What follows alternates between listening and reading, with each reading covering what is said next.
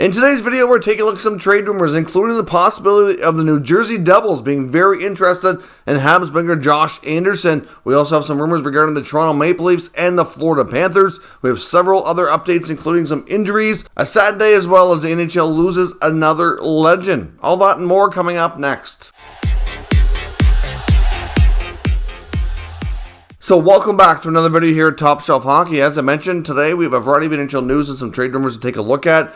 First up, for all of my friends and channel followers in the United States, I just want to wish you a happy Thanksgiving. I know Thanksgiving in the U.S. is a huge deal. It's a really big holiday, and I hope you're all enjoying whatever your traditions are that you celebrate, and turkey, ham, whatever it is. I hope you're having a great feast and enjoying the holiday. And the other news that is really sad today is that the NHL world has lost another legend. Former Maple Leaf defenseman Borje Salming, who was recently honored in Toronto just 12 days ago on Hockey Hall of Fame weekend, has sadly passed away from ALS. We knew he was suffering from ALS when he was in Toronto.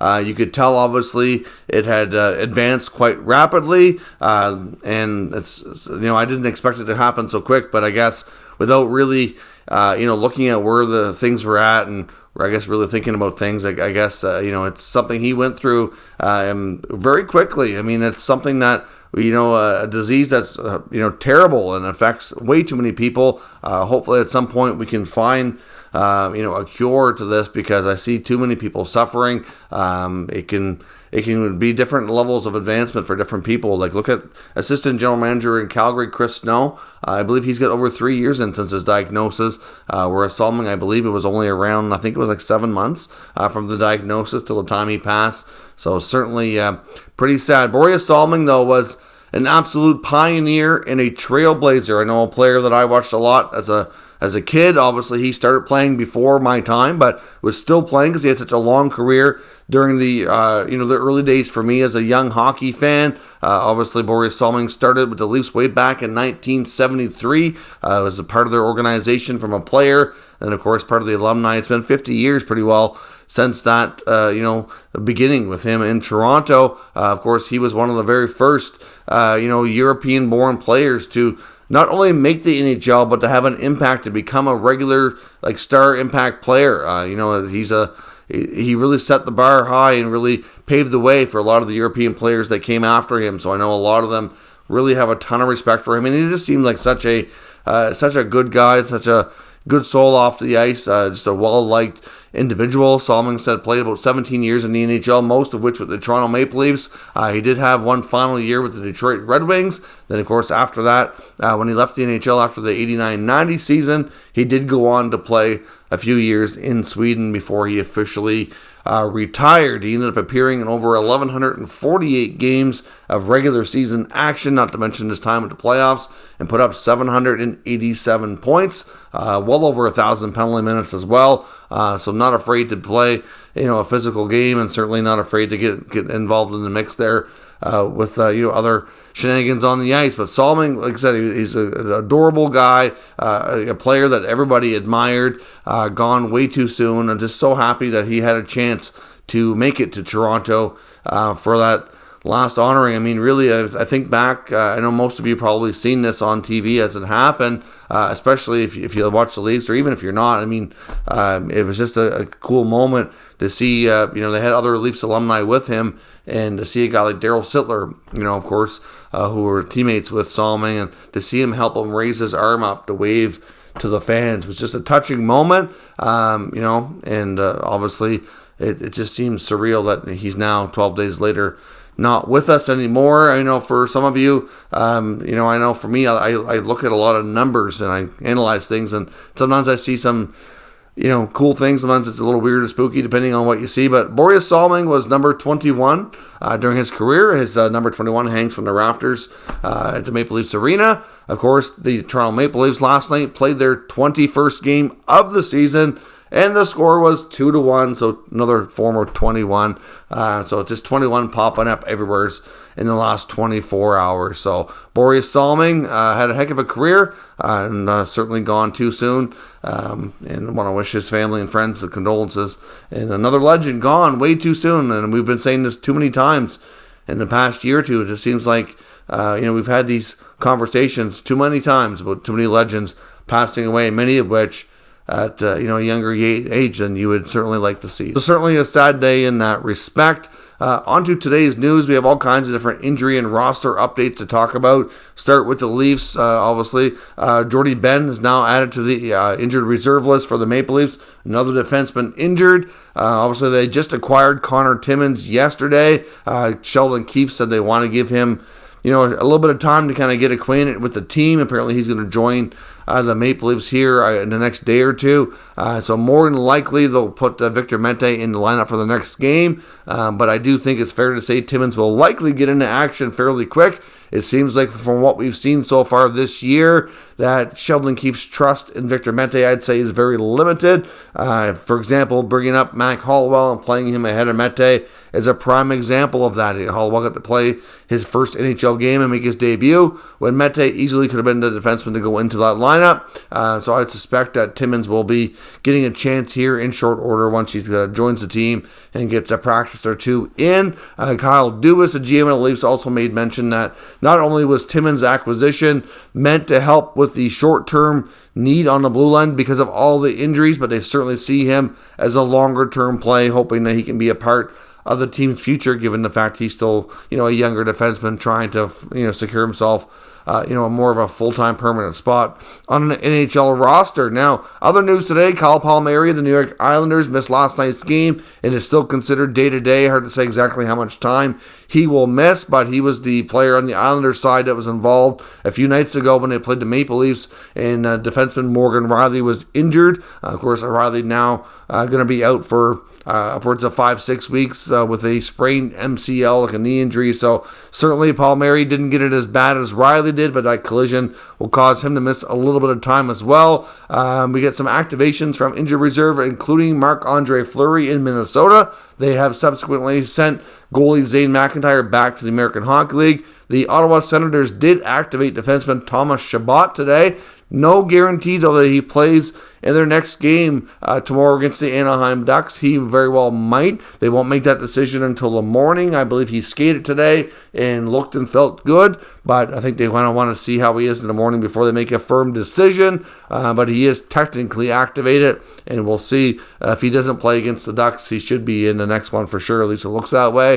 The Washington Capitals have also activated TJ Oshie, who's been in the lineup now a few times this year. Now, talking of the Leafs, of course, they ended the New Jersey Devils winning streak last night. Of course, the Devils had a 13-game win streak. They were hoping to break the franchise mark, go to 14, and it was an absolutely wild affair. Something that you really never see is in one game, the New Jersey Devils had 3 goals all waved off and overturned due to goaltender interference. I know a lot of people were up in arms, especially if you're a Devils fan. I know there's lots there that Devils fans were unhappy about. The fans in the arena certainly were not having any of it as well. They took towards the end of the game of throwing a lot of stuff on the ice. There was just absolutely littered on the ice, and I know I'm really surprised. It was bad enough that it shocked me that we did not see a delay of game penalty on the Devils. I know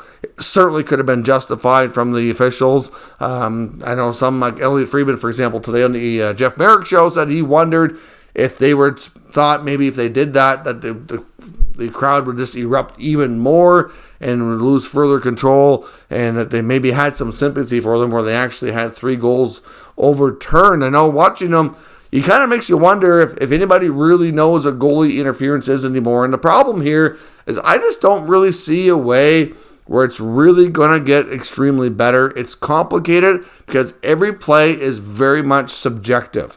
So I find it challenging to get consistent, play calls where it's you look at it and you're like, okay, sometimes I've seen goalie interference reviews and you're like, okay, that's coming back, or no, it's not coming back. And then sometimes I look at it and be like, you know what, I really don't know. 50-50. We'll see what happens. Out of the 3 last night, there was at least one no that I would say that kind of really surprised me that it was overturned.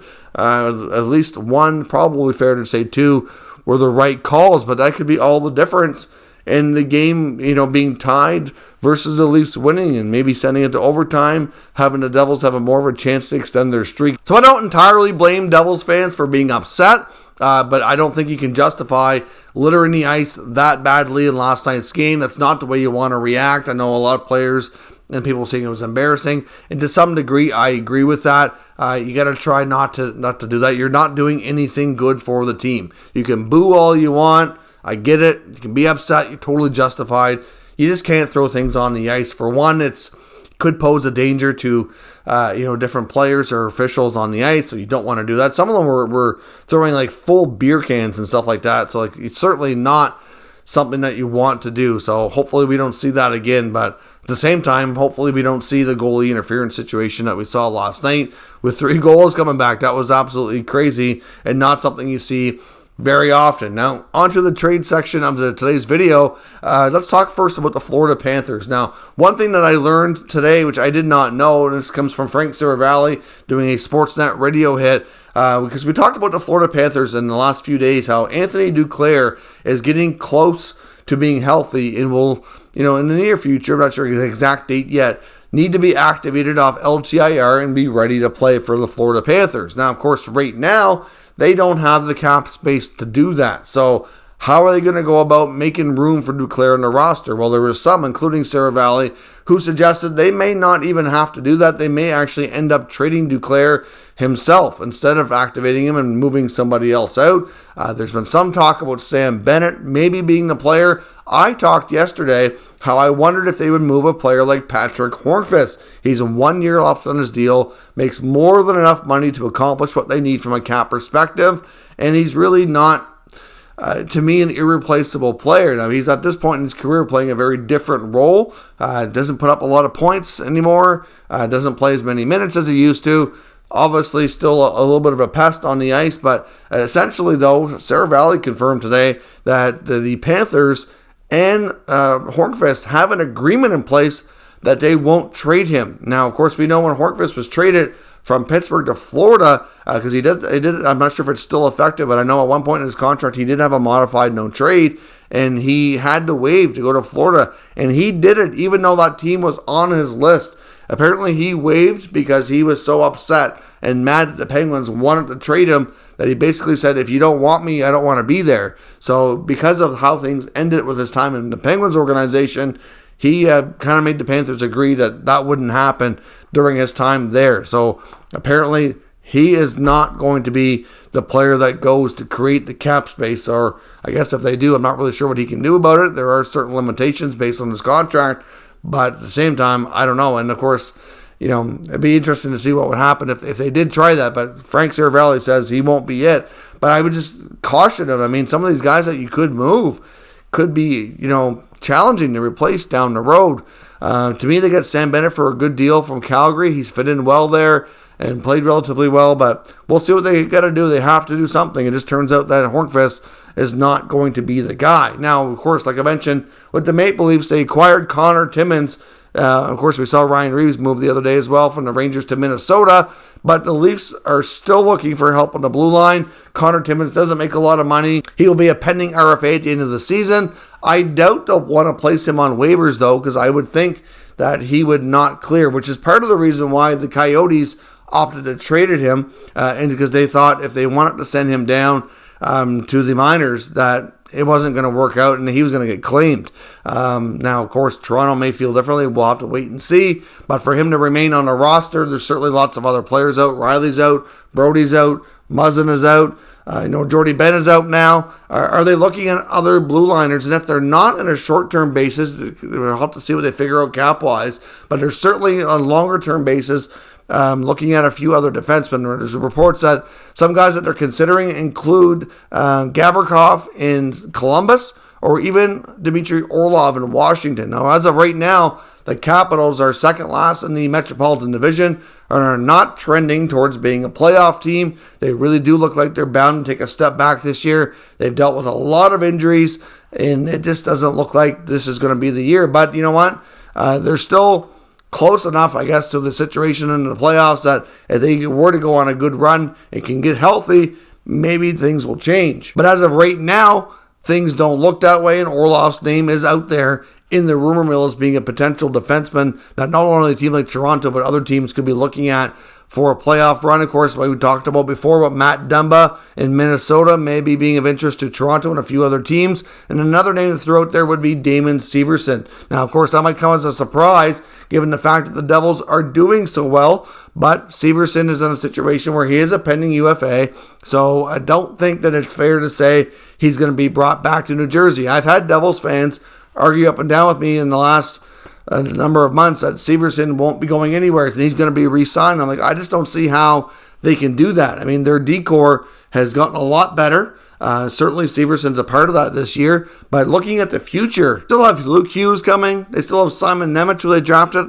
number 2 overall this year. They have Kevin Bollig. They have too many young guys, and they need some ELC contracts on their roster, and some of those D are pretty good that they're not going to be able to hold them back for too long. So I don't see a long-term future for Severson with the Devils, and I wouldn't be shocked if they use him to me as trade bait to maybe make other upgrades to their roster before the playoffs. Because right now the Devils are one of the few teams around the league that with a 13-game winning streak have pretty well, unless something goes horribly wrong, secured themselves a playoff spot. I mean, they may not finish as high as they are now, it's hard to say, but playoffs seem like a very much a realistic possibility for them this year, and more than most teams can say right now.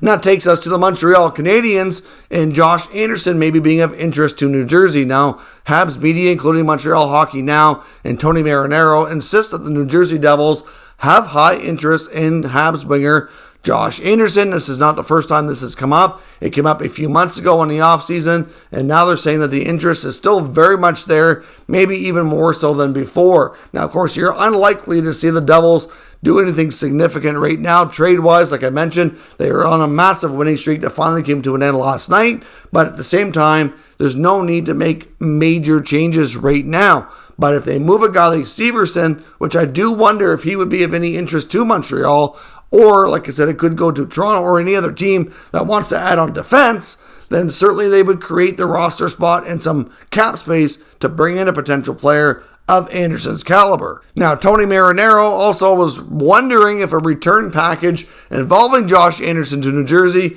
could include a top prospect like a Luke Hughes or a Simon Nemec or an Alexander Holtz, and I would say that I highly doubt it. Now, Holtz, maybe. They might trade Alexander Holtz. I don't really think that's something they'd be crazy about right now. I still think he has a lot of potential and he could still be a top 6 scoring winger. But Nemec and Hughes, absolutely not. I mean, especially, and Luke Hughes is projected to be an excellent defensive prospect and could be a real stud for them. And secondly, his brother Jack is on the team and a top player. Like, they certainly want to play together. Like, one way to really upset Jack Hughes would be to trade his brother. I just don't see that happening in the least when it comes to Nemec. And to me, he was drafted very highly. We're 1 year after. I just don't see that adding up at all. As much as they might want Anderson, they would not be the guys to go to create that kind of a deal. Like I said, maybe Alexander Holtz. I'm not entirely convinced they would do that either. But out of the 3, he would probably be the most likely if I had to pick one. But I just don't really see that necessarily being the case either. If I'm New Jersey, I would probably prefer to trade maybe a combination of some lower grade prospects and some draft picks. That would probably be the main thing, especially where they'd be taking on a fair bit of money in Josh Anderson's contract. Only time will tell to see if the interest from New Jersey and Josh Anderson is legit and how much they want to pursue this. Lots of time before the NHL trade deadline. I would suspect that if a deal like that was consummated, it would be much closer to the deadline, making it an easier time for New Jersey to take on that cap hit. So we'll see what happens closer to the NHL trade deadline. That's all your news and rumors for today. Of course, let me know your thoughts and everything discussed down in the comment section below, and we'll discuss further. If you're new to the channel, of course, make sure you subscribe and stick around. We'll keep you up to date with the latest news, rumors, and analysis on all 32 NHL teams. Thank you for watching, and I'll catch you next time.